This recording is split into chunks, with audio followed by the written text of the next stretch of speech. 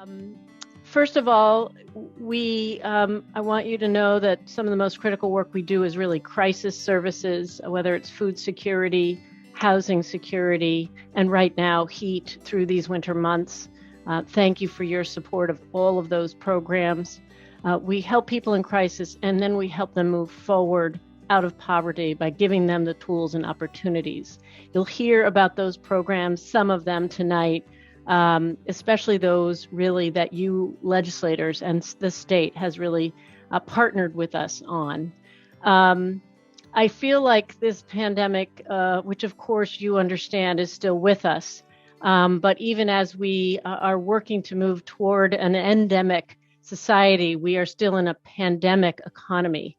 So the food crisis remains an emergency for folks who are insecure, nutritious insecure, and we know that, and you know that. I want you to know that all of the work we do is important. We aren't covering everything tonight. For example, the incredible work that we do with so many partners around our unhoused Vermont neighbors. We're not getting into, but we will have time, at least 15 minutes to do Q&A talk with you about issues of concern. So feel free to be in person with us. We're trying to make it a very informal type meeting. But we are going to begin with a couple of the participants in our programs. And I want to start with our HeadStart program, early education, and our full family approach to addressing the insecurity and social and economic insecurities of our family is really what I consider our flagship program. And Becky Coleman is here. Her children are HeadStart. She's a HeadStart family, but she's also an early childhood educator, currently now working at the Family Center of Washington County. But we really want her to share with you the value that she has experienced of the federal tax credit. And we are big supporters of your investment in the state child tax credit proposal that I know you've advanced to the Senate. So Becky, why don't you start us off? Tell us a little bit about why early education is so important and why this program in particular has been of meaning to you and your family. Thank you. I'm formerly a preschool teacher, and I've worked with HeadStart for a few years, and I saw how important and impactful the tax credit was this last year, 6 months, for other families I've worked with, and for myself. I was able to, I bought a used car, a new to me car, in October. I also was able to sign my son up for hockey, which is not a cheap sport. So that was, and he loves it. So that was very meaningful for me. Currently I'm working with the Family Center with Children's Integrated Services, and I'm a family support home visitor, and I see a lot of families who last year they were able to provide like a better Christmas than they ever had before. They were less reliant on other services for food, things like that. One family I work with bought snow tires with her credit, which was amazing, and something the Family Center was willing to help with, and she actually didn't need it, which was very nice. And then last month in January and February, we stopped getting them. I've noticed a little hit. I'm budgeting more.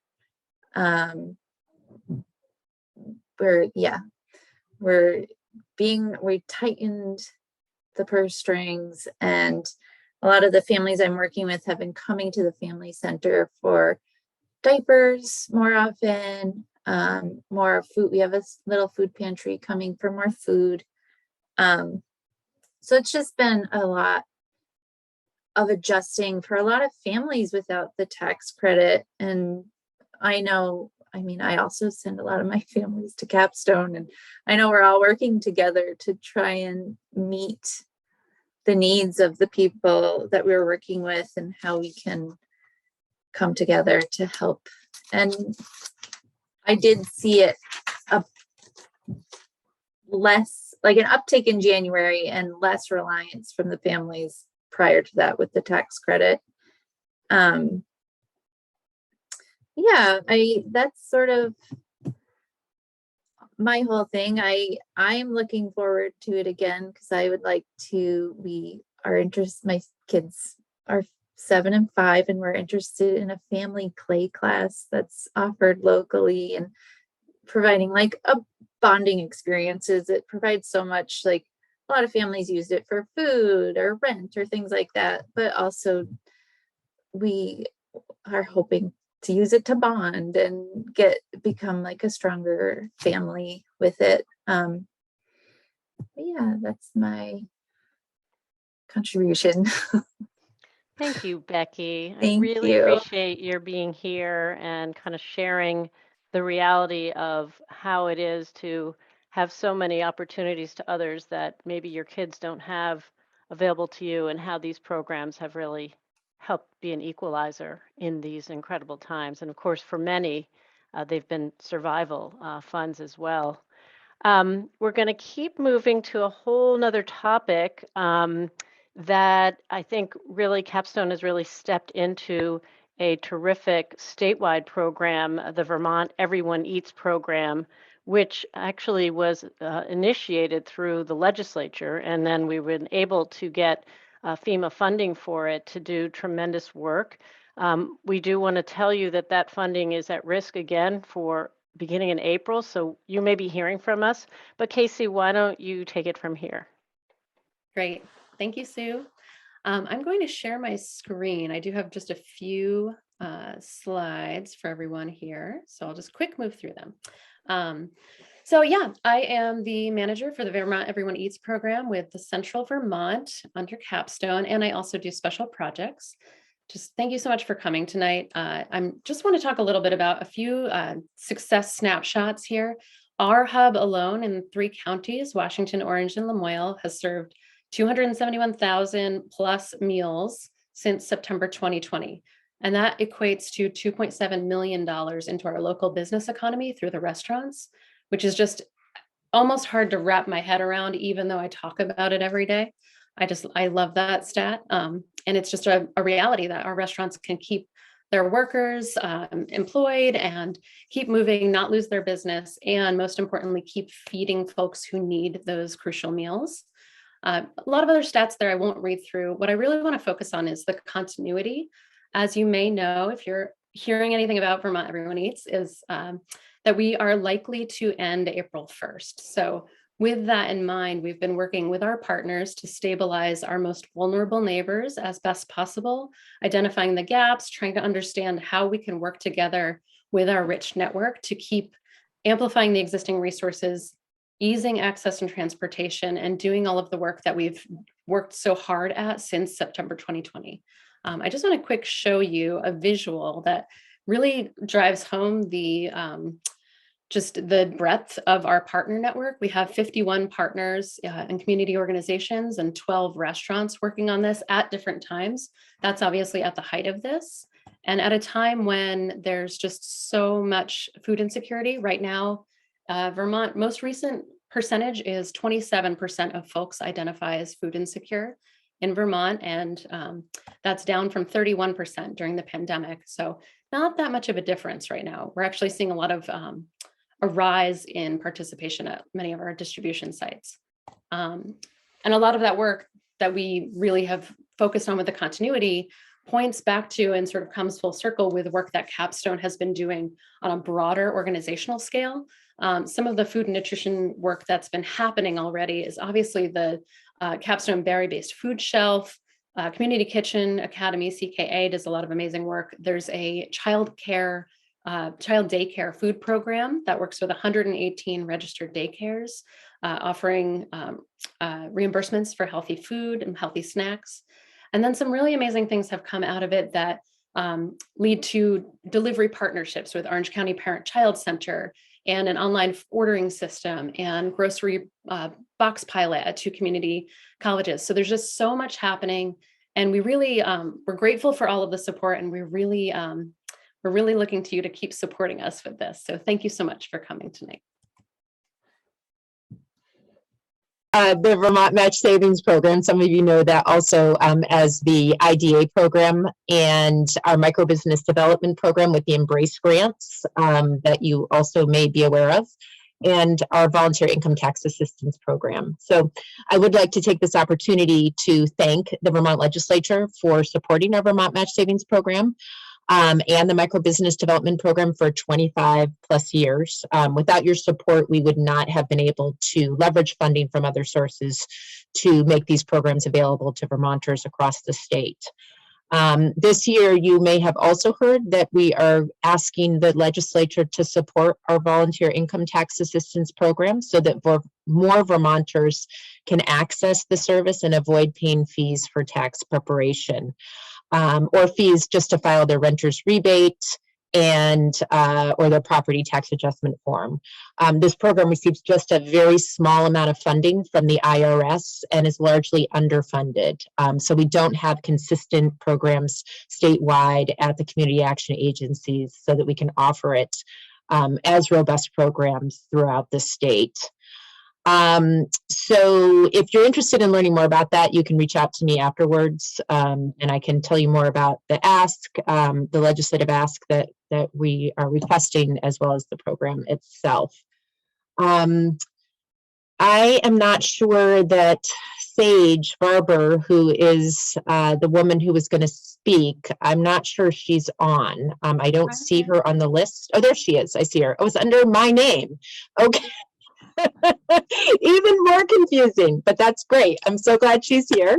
And Sage is someone who is a recipient of some of the programs that we've worked with. So Sage, I'll let you take it away and tell us about your experience with these programs. Sure. Hi, I'm Sage Barber. I worked with Capstone on various programs over the years, and I'm specifically wanting to talk about the Embrace program.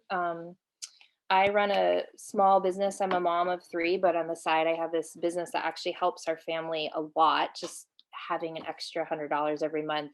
I make greeting cards that I hand draw, local plants and put recipes on the back. And before the Embrace grant, I was working in my small house, a 2-bedroom house, in the middle of our living room, trying to run my business. And my kids were grabbing my colored pencils. They were running around. It was really hard to focus, and it was making me much less effective running my business, and just a lot slower and disorganized and just not together. So with the $5,000 Embrace grant this last fall, I found a yurt to use as an art studio and an office space. And I've been able to go down there a few times a week and just bring my computer. I set up internet and there's electricity, and just it's quiet and no kids, and I can really focus. And my business has tripled in growth in the last year because of that, as well as the Restart Vermont program, which was just kind of got me organized and got me on social media and kind of online, got my website and customer relationship management, like a Monday.com program to get me really organized.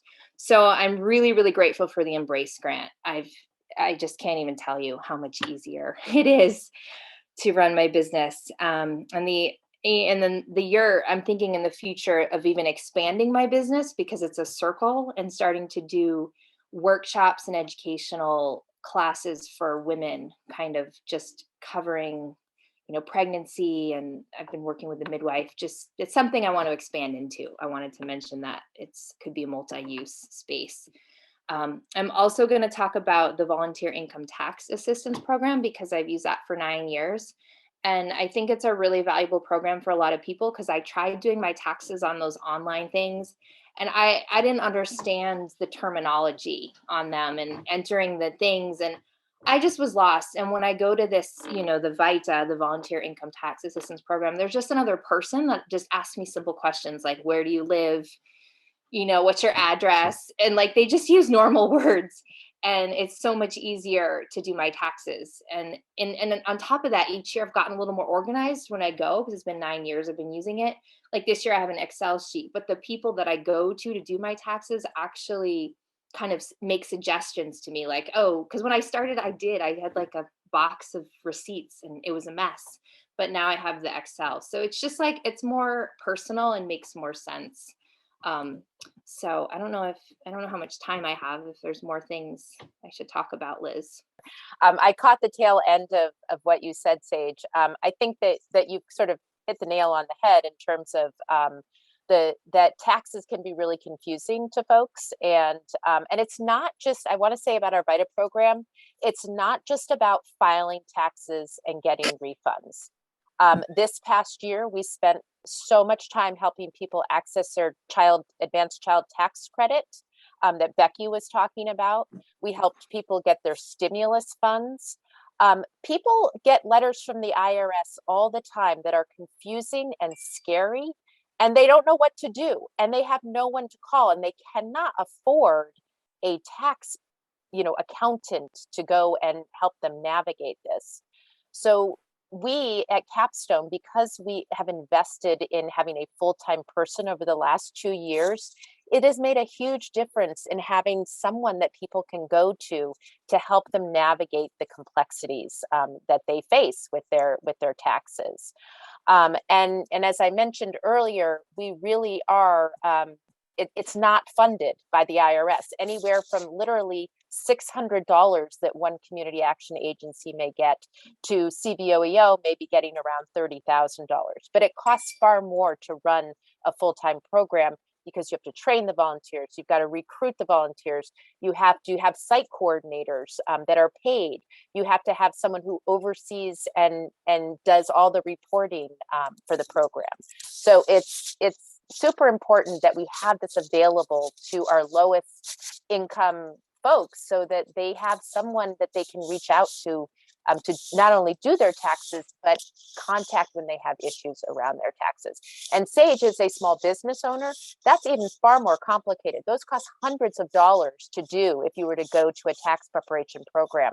We do that for free for a simple Schedule C. And we have a lot of those. We have at least 200 or 300 a year across the state for small businesses.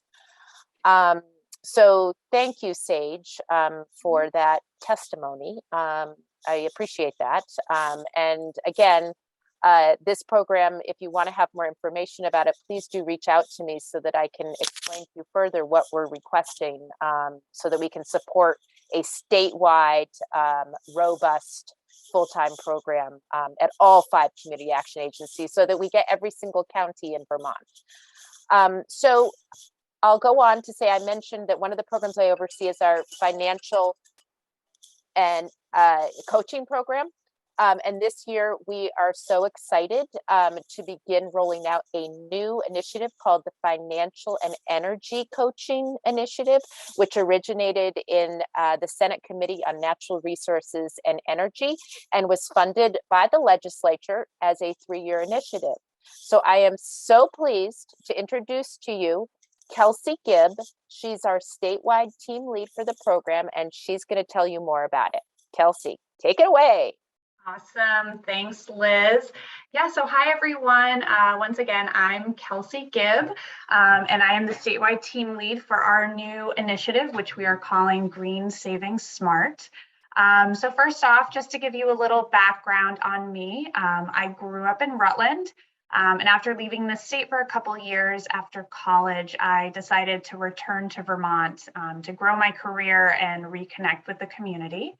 After recently graduating from UVM Sustainable Innovation MBA program, I really wanted to use my newfound skills and experience to make an impact in Vermont and work towards a climate solution. So I was thrilled when Capstone hired me to lead this statewide program that aims to equitably reduce Vermont's dependence on fossil fuels. So I'll just talk a little bit about this pilot program. So Green Saving Smart is spearheaded by Capstone, but administered by all 5 community action agencies. So that would include Brock Community Action, CVOEO, NETCA, and SEVCA. So each agency will have a coaching specialists that will work one-on-one with low and moderate income participants to really work on building those long-term personal finance skills. So that would include budgeting, managing credit, and increasing savings. But we're going to be working on those topics through an energy efficiency lens. So we'll be evaluating participant energy burden by analyzing transportation, home heating, and other fuel-based utility costs to help our participants reduce their carbon footprint while also taking control of their finances. Low and moderate income Vermonters spend disproportionately more of their income on energy and transportation. And they even though they actually use less energy than their high income community members. So we really see these two issues of energy and personal finance as being interconnected. And we want to address them both through this program. So in addition to these one-on-one sessions, our coaches will also be leading webinars to engage the community around these energy and finance topics. So we are currently in the process of launching the program. We have 3 coaches on board: Lori Kozar at Capstone, Eric Schultz at NECA, and Anna Mejia at SEVCA, with our final 2 coaches actually coming on board this week and next week. So we're very excited. We have a great team with lots of varied experience that together I think makes a wonderful team. So they are also in the process of studying for the AFC, which is Accredited Financial Counselor certification. And they're really excited to start working with participants. So in addition to their personal finance education, our coaches have been doing some ongoing sessions with various energy partners around the state to deepen their knowledge of the energy landscape, and we'll continue to do that. So we are just so grateful for the funding from the legislature, which has allowed us to develop a program that offers what we think are really critical services for low and moderate income neighbors. We really wouldn't be able to do this without you. So I can't wait to see the impact I know this program will have once we start engaging with participants. And now I will hand it off to Paul Zabriskie to talk about MileageSmart and weatherization. Thanks, Kelsey. And thank you, legislators, for joining us and taking some of your vacation to hear about what's going on at Capstone. It's deeply appreciated. I guess I want to just start by saying how much fun I'm having in the work we're doing, how it has evolved over the years. I've known many of you for a long time. I'm delighted by all the young talent that is coming. The climate work we're doing is attracting super talent like Kelsey. Sam Hurt, who was going to speak tonight about MileageSmart, is unavailable because she's traveling. But anyway, we've just got such an amazing team rallying around the mission that it's incredibly inspiring for me. I wanted to talk a little bit about MileageSmart. It's a program that has been in existence a little over a year. And if I can share my screen, I'll just show you a quick slide that shows a little bit about how it's evolved over time. We started at the very end of calendar 2020 in the upper left corner. Those are our applications through the quarter. And we've been steadily growing the program. We've delivered well over 200 cars at this point. And the program, in broad sweeps, it provides a 25% incentive up to $5,000 for income qualified folks who are purchasing a vehicle that gets better than 40 miles per gallon. One of our challenges is that the inventory in used cars is just going out of sight. That chart on the lower right, we track all of the eligible vehicles for this program in the state of Vermont on a weekly basis, and we produce an email that goes out to applicants telling them where they can find vehicles that would qualify for the program and meet our requirements. When we started, 60% of the vehicles that we were featuring were under $15,000. Right now, about 10% are under $15,000. The vast majority of vehicles have seen prices increase $4,000 or $5,000 for a 5 or 6 year old vehicle. So we're seeing huge inflation.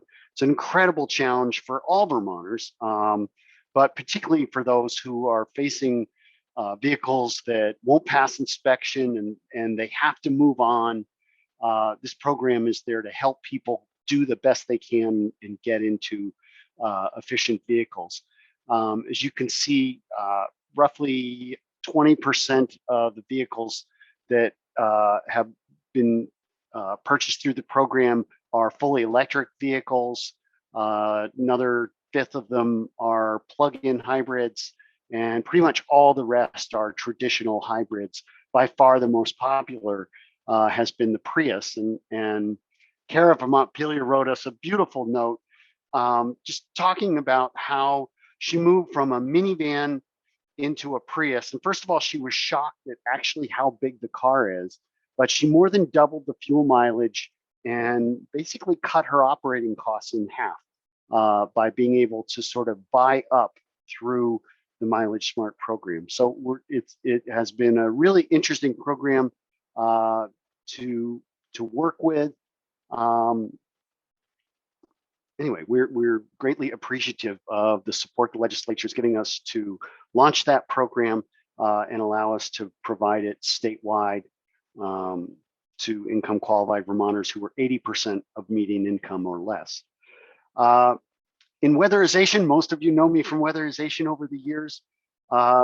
Things are booming. What can I say? There's been an enormous amount of resources flowing to weatherization. We are growing the construction side of the weatherization team by about 20% this year. That has a whole range of challenges. The group has really met them admirably. Many are veterans of the era where we went through a similar growth spurt. So I think we have talent on board to really guide us through that. Part of the team is 3E Thermal, which works with landlords statewide. They really act as sales engineers, the engineers that help landlords model the building, understand the energy savings, and then select additional investments, which 3E Thermal will provide incentives for them to sort of go beyond code, go beyond the basic weatherization and make dramatic improvements in the rental housing stock in the state. I want to just a little bit on the win-win-win-win-win of weatherization and why we just keep seeing so much attention paid to it. You know, I think most people are focused on just the cost effectiveness of the program, that you invest $1, you get $1.20 in energy savings, and you get $3+ in health benefits that are not widely understood outside of the sort of building science world, but tremendous value there. Obviously, clients are saving money on average 20%, 25%. Typical energy savings are around 25%. Actual dollar savings are closer to 20. The environment obviously is saving. We're reducing fossil fuel emissions and really looking at evolving our program to move beyond just focusing on reducing fossil fuel purchases, but helping people transition into clean energy options like heat pumps, like heat pump hot water heaters, help them prepare for the day that they're going to have a plug-in vehicle in their carport or garage or out the front door. And obviously, you know, the local economy benefits when we spend less exporting dollars to other parts of the world and keep more of those dollars home and provide better discretionary spending for our participants. One thing that we sometimes lose track of in focusing on the building science and the economics and sort of the business of business and construction. We were at a site about 3 weeks ago. The Office of Economic Opportunity does a regular monitoring. They tour roughly 10% of the jobs that we complete, and do post-inspection inspections and meet with the clients. And a couple in Montpelier, that they're now retired. He was a cook at a local institution for decades, and they had raised a family in this home, and told me the story of, 25 years ago, they insulated the house, and they took out a 10-year note to do it, and they didn't really see a lot of impact from it. And recently they retired, their income fell, they applied for the program. Capstone's team came in and we did a bunch of air sealing. It wasn't a particularly expensive job. They had a lot of insulation there, but by air sealing underneath that blanket of insulation, we actually made that insulation work, how it hadn't when it had been added before. And they told the story of their kids coming back with their grandchildren over the holidays, and they were talking about the savings, and the kids are like, "Mom, Dad, this house is warm. This house was never warm. What's going on here? Why didn't you do this decades ago?" And we sometimes just lose focus on the fact that it's just more comfortable and provides a sense of security to retirees, that they can age in place in a way that, I don't know. I just find that heartwarming. I think that the last piece I wanted to really touch on was our new mobility program, and a exciting change in how we actually get around. And we've been working on launching a fleet of electric vehicles, and today we incorporated a new nonprofit called Community Rides Vermont, and we're looking forward to working with Green Mountain Transit and VTrans and a whole range of transportation providers to decarbonize much of the commuting that goes on in central Vermont, and focus on getting folks who lack mobility access to get to work, to get to childcare, to get where they need to go in order to better their quality of life. And you'll be hearing much more about that in the months and years ahead. But with that, Sue, I'll hand it back to you.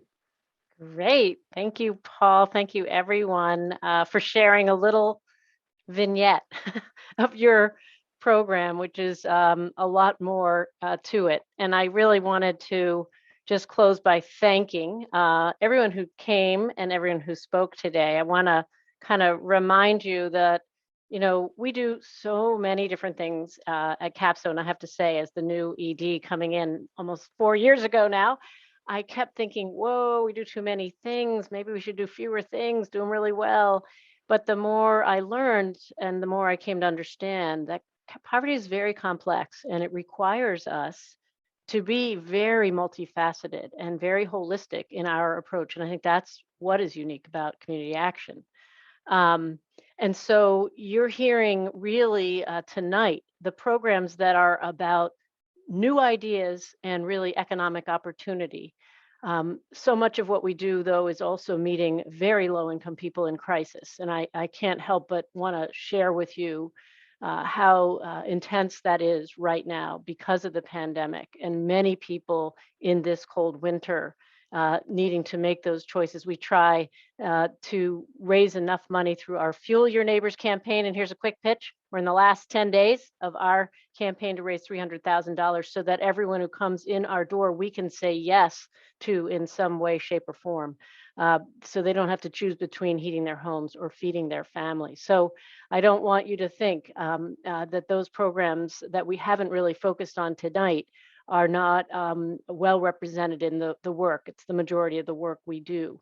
And I wanted just to sort of highlight, thank you, legislators, because we wanted you to hear about the stuff you've invested in directly for us. Thank you for the micro business program, which we know is level funded, and we thank you for that. The Embrace program is continuing. We're not asking for new monies right now for that. We have enough that is moving through our system statewide. The VITA program, the Volunteer Income Tax Program, is a program we are asking for an increase in funding for. So if you want to learn more, we can talk about that. Our Vermont Everyone Eats program, this is a statewide program which we are very concerned FEMA may end. And if so, we will look for a bridge from you. We're going to learn in the next few weeks about that. And this transportation, we really just wanted to sprinkle for you the importance of access, mobility and equity. I served for the legislature as on the Climate Council, and a very large focus is on equity. So we feel Capstone is really in an important role to take on, whether it's weatherization or really thinking differently about how do we electrify the fleet and get people more access to transportation and to the places they need to go simply to survive. So with that, I really want to open it up to questions. We kind of want to have a meeting where you guys ask us questions and we're here to answer. There's a lot of stuff we put out there. Thank you, legislators. I do want to recognize a few of the board members, not Karen Lafayette, who is here, who is our lobbyist, who works with you. Thank you, Karen, for being here. You all know her well. And I thought I saw Karen Lowry Reed is also here. She's a member of our board, so thank you for coming. And I want to thank who I see, Mary Hooper, Tom Stevens, Kimberly Jessup, Dave Yacovone. I know Peter Anthony had to leave. All of you, we really are so appreciative of your time. And as Paul says, on your vacation day.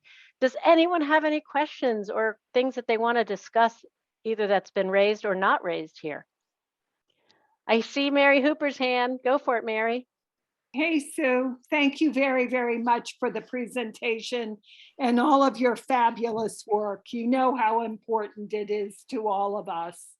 I haven't heard about the funding requests, and just if you can get the information on what you're looking for to us in the next couple of weeks. You know that the House will be pushing our budget out shortly. I see that you're asking me to turn my video on. I don't want to, though. That's fine. I don't care. Yeah. That's fine. We love hearing your voice. Yeah, it's my vacation day and I haven't combed my hair. That's perfect. So just get us the information about the cost, what your request actually is. And I don't know if you all could have a chat about it, but I hear the nutrition needs. I hear the increase in the number of folks living in food insecurity, and I know the economic challenges that are happening, but at the same time, there is so much money going into the economy around supports for folks with rental assistance, increase in SNAP benefits, an increase, Reach Up participants got an increase in cash payments. We've heard about the child tax credits. Help me understand what's happening in nutrition. Great. It is hard to figure it all out. And what I think you find is, from my perspective, and I'll look to anyone else on the call to add in, you've got targeted populations who receive certain benefits and not others. You have benefits like SNAP that are so critical and yet are also difficult to access. The application process, we work on that with folks. I'm just telling you what we hear as barriers.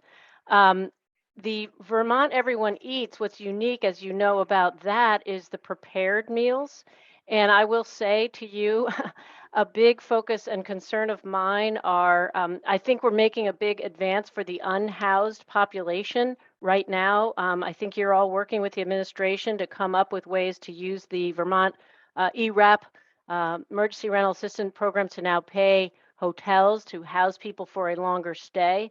There is no plan at this moment for folks to get meals there. And we think that could be a really important, it's first of all a barrier that we've been trying to fill with, through interfaith networks feeding these folks in the hotels, but we don't have a system there. And so what you see is there's this different array of programs for different people. And even when people have this program available to them, Liz can talk about the child tax credit. Not everyone knows how to access it. So I certainly appreciate for you, and the reach up increase is huge. Like that is the most fundamental thing I think for our parents. And I think that is truly a fundamental important shift. The thing we know, for example, for LIHEAP, for folks who need heat, the increase in, the inflationary costs of most basic needs are going up 6 and 7%. All of these benefits aren't actually even keeping up with that. So it's a very complex picture, but those are a few things that I can speak to from where I sit.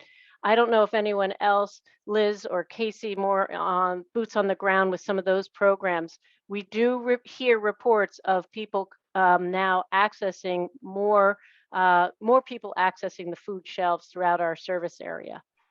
Yeah, I would just add, Mary, I know where you're coming from because, I sort of have often asked the same thing. And I will say that at the height of the stimulus payments that folks were getting, the increase in the 3 squares benefits and the child tax, the advance on the child tax credit, we were seeing fewer people coming to our food shelf, which is ideally what you want, right? Like you want the food shelf to be the last resource that people come to when they need food.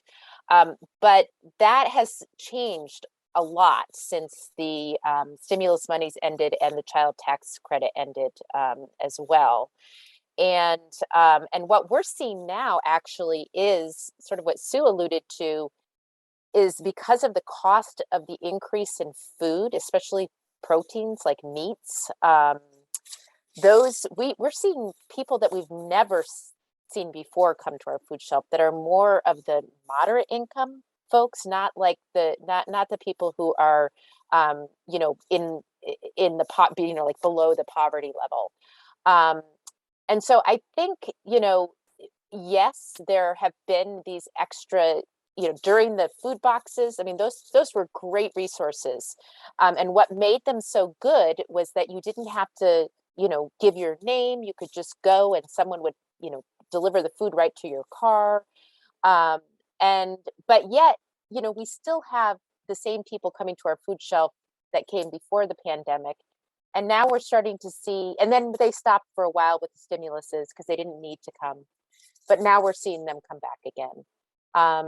And the meals, Casey can probably talk a little bit about the meals, but what makes that, like what Sue said, is unique is that it's meals that are already made. And a lot of folks, like especially the older Vermonters who don't necessarily cook or have access to, preparing meals, those prepared meals have been super helpful. And not just to people who are, necessarily, super low income. A lot of those meals went to people like LNAs and PCAs who work at the hospital or the nursing home, who are families, and that really helped them with their budget so that they could use money elsewhere to pay their other bills and spend less on food. And I think that that's sort of where we've seen there's just been an adjustment. It's not that people necessarily suddenly don't have money for food. It's that they're able to use that other money for other things in their budget. Does that make sense? I'll just hop on there, Liz, and say you've said most of what I would say as well, especially that last part.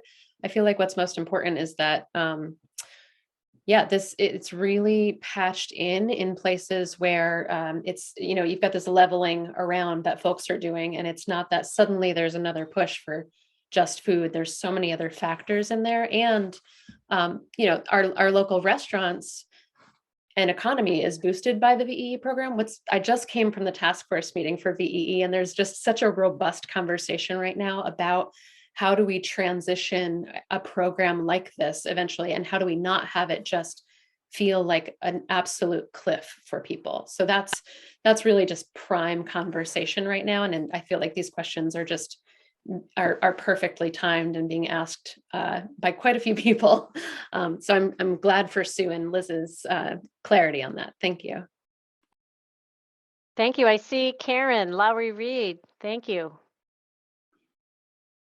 Karen is our board member from the Randolph area. Yeah, so I just wanted to recommend an article that was actually included in our recent board packet, out of 7 days. It's a very comprehensive article that explains a lot of what we've just been talking about, how pandemic need, federal dollars, and local collaboration are driving better ways to help food insecure Vermonters. And I read it and it really helped me understand what's been going on. And my heart swells a little because I think this is the kind of thing that Vermont is made for. This is how Vermonters work together and collaborate. And a lot of us are separated by, mountain ranges and valleys, but this article just really brings home how people rallied the last couple of years and collaborated and shared ideas and created very hopeful situations. And I would love to see this kind of carry on. So that's my little challenge to the legislators here is read the article and see what you can do. Thank you so much for your service. Thank you, Karen. I see Representative Dave Yakavone from Lamoille. Thank you for being here, Dave. Thank you. Glad to be here. This is not my father's community action program. He was on the board, I think, in 1968, a long time ago. And the breadth and scope and diversity of what you do, I think is really stunning. And thank you so much for all that you do and all of the challenges of poverty you try to mitigate. Just a quick couple of facts to some who might say, "Oh my gosh, how can there still be 27% food insecurity in Vermont, despite all that's been done and the federal dollars that have been poured into Vermont?" I wanted to share quickly. The Federal Reserve reported that 41% of Americans are unable to handle a $400 emergency. CNBC reported that 61% of Americans live paycheck to paycheck. When you let that sink in a little bit, it's no surprise that many need help. So thank you for what you're doing, and I hope in some way I and others can be even more helpful to you.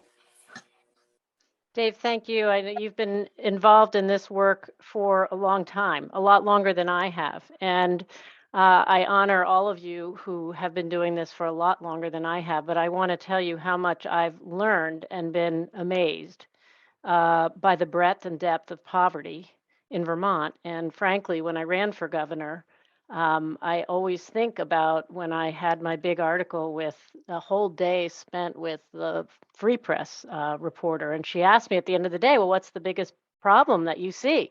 We got a lot of problems, you know that. And boom, right out of my mouth, poverty.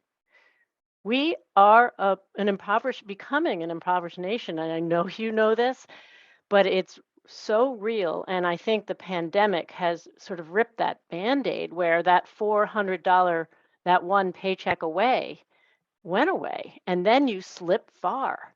And so people are coming back. And it is unbelievable to think about the resources that are available now, and yet the challenges that remain. It's the housing, another unbelievable challenge. And thank you, Representative Stevens, who is raising his hand now. Thank you. I know you're working on this impossible challenge as well. Go ahead, Representative Stevens. Tom, my neighbor. First of all, point out in all the work that we've been doing in our committee, the fact is that 144,000 Vermonters who file taxes for less than $27,000 a year. And then add on another 75,000 Vermonters who file income taxes at between 27,000 and 47,000. That is the statistic that backs up all of the work that needs to be done with respect to poverty in this state. It just blows my mind every time I have to say those words out loud just to get people's attention to understand how important poverty is. It's invisible for so many people, including policymakers. Not all policymakers, obviously, but just there's some folks who just don't, out of sight, out of mind, and everybody is at a different level and everybody's making it in the American dream. And the work, and the reason I really wanted it to become visible was just to thank Community Action, to thank Capstone and the other community actions across the state for joining in and really doing an incredible amount of work. We recognize how many hours you've put in, how many phone calls you've put in, how many meals you've helped serve and raise money for, and how many people we've gotten off the streets. And I just want to recognize that the work that you do is the work that needs to be done, and it's appreciated. We recognize it, and we recognize how burned out you must be at times, because we certainly are, and all for what we're trying to do, which is to sift through now funds that we've never had before, but yet have so many strings attached to them. So how can we use them? And so it's not just another crisis of the instant. How can we, Representative Hooper is always challenging us to think about what the systemic changes can be made with this money, with this hopefully the only pandemic we'll ever have to deal with in our lives. So, but for all of you who are overworked and perhaps underpaid, thank you for the work that you're doing on behalf of the Vermonters who need us most. So thanks. Thank you. Thank you, Tom. That's sort of a great ending. I want to just respect everyone's time at 6 o'clock. Unless anyone wants to stay on, I'll stay on and talk for as long as you want. But that was a beautiful ending, Tom, so eloquent. And I want to tell you that I'm inspired every day by the people who work for Capstone and the people we serve and the changes we make in lives. It really keeps me going through these difficult times. And you are right, we are at a really transformational moment, and let's all do what we do best. Now, speaking of underpaid and overworked, you legislators are on town meeting break. I hope you have a great town meeting tomorrow. I hope you have a great week off, even you appropriators. And I want us all to pray for peace in the world today. Thank you. Be well. I'm staying on in case anyone wants to talk to me, but feel free to leave. Thank you all for being together tonight. Actually, Sue, if you're still on, I have, or Casey as well, a question that's in the realm of the more mundane is for the Everyone Eats meals, how are they getting to the folks who are in hotels? I'll start by saying at the outset that we were told when there was a shift, essentially, that would become the responsibility of Meals on Wheels. And it has not been a success everywhere. And so Casey can talk about the ways in which in Washington County, in particular, how our faith community is basically distributing meals. The Meals on Wheels program requires someone to be at the other end receiving the meal, to have applied for it directly. And for these folks in these hotels, it's not the right answer for many of them. Go ahead, Casey. Right. No, you started that off perfectly. That's one side of the puzzle. And then the other side is, how do we fill in the gaps there? Essentially was what we started to work on in September 2020, but then specifically that came up a lot in 2021. So right now we work with the faith community they were doing congregate meals. That doesn't necessarily always get right to folks in hotels, but if they are usually like coming into town, accessing them there, or someone will bring meals back to folks in mass and have like a sort of a point person delivery. It's a lot of sort of mutual aid style organizing amongst community members in that regard. The other way that it happens is through CVHHH, through the Home Health and Hospice Program. The maternity program works with families, and then home visitors bring meals to families in hotels, particularly folks in that realm that kind of don't fit into those who would qualify necessarily for Meals on Wheels. So there's those, you know, sort of special spots.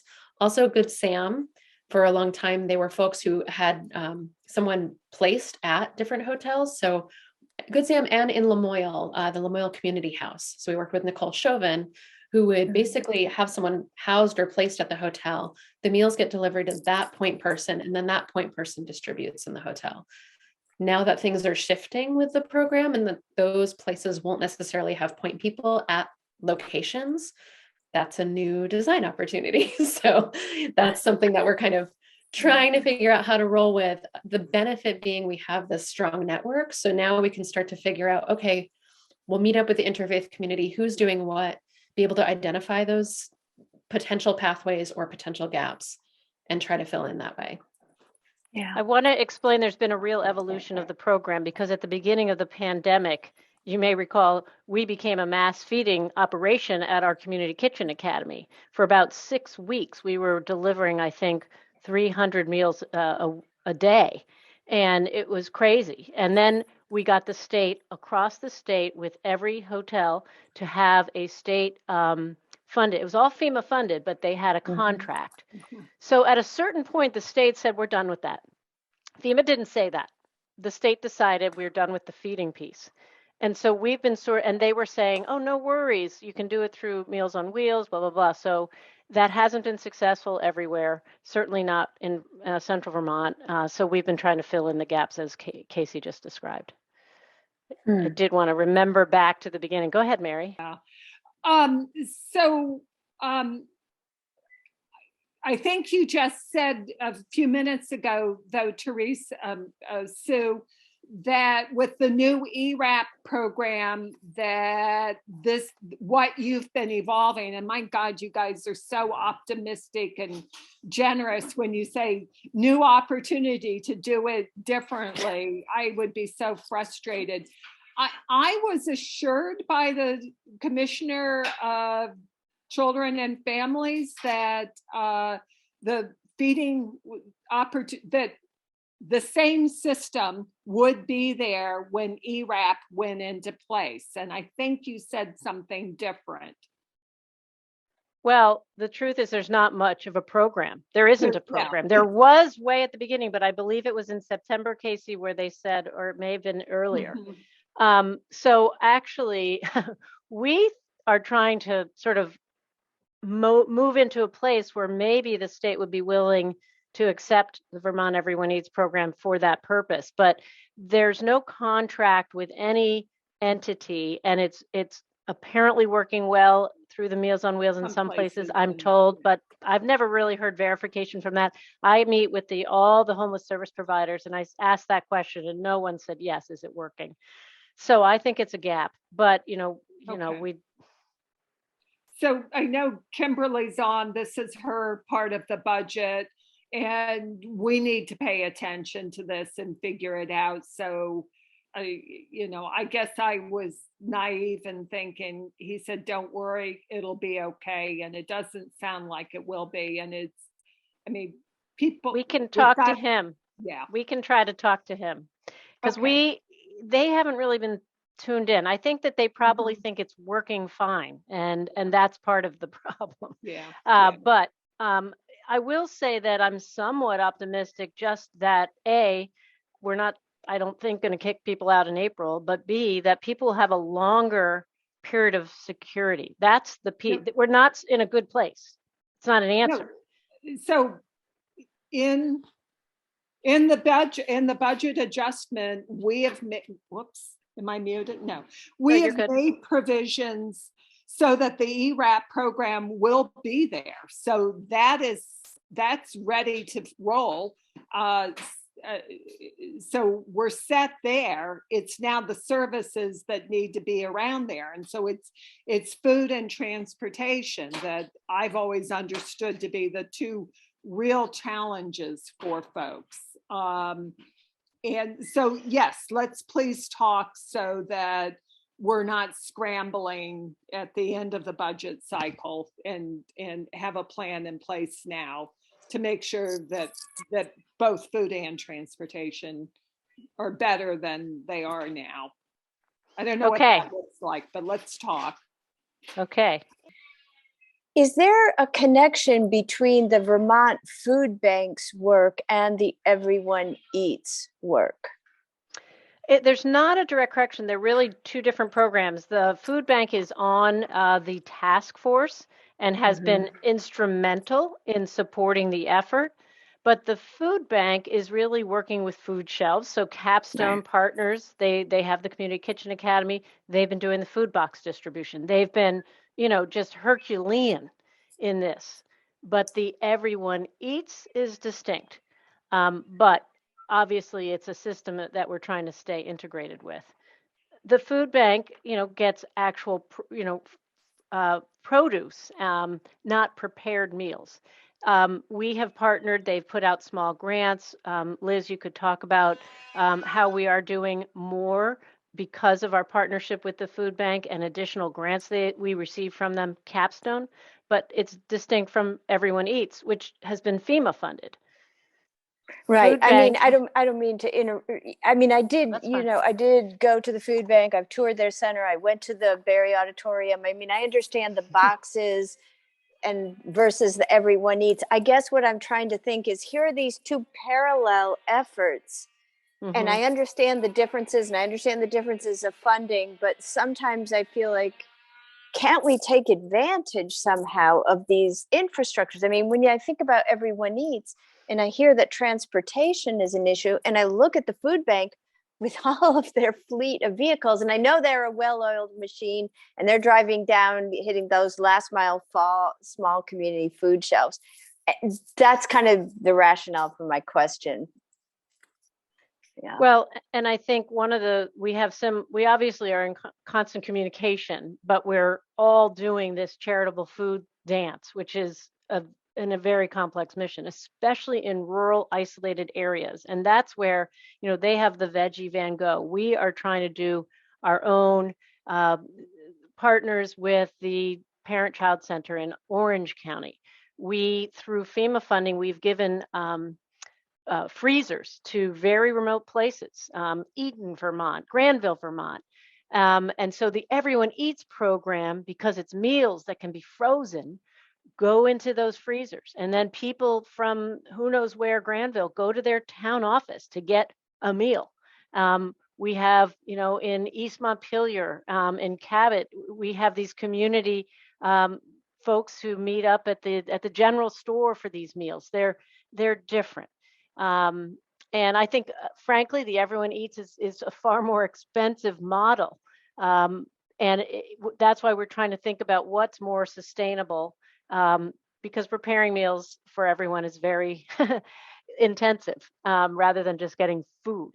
But not everybody can prepare those meals. So it's figuring that out. And it's I don't also, know, Liz, go ahead. I was just going to say, it's also, Everyone Eats was also created with the idea of helping the restaurants who were, shutting down, right? And they had no one to serve, and it was a way to keep small businesses alive. And it has been a huge. I mean, there are businesses that would have had to shut down had it not been for Everyone Eats. So, I mean, in many ways, the good news is that the money that's invested in it really goes right back into Vermont, and a lot of I think.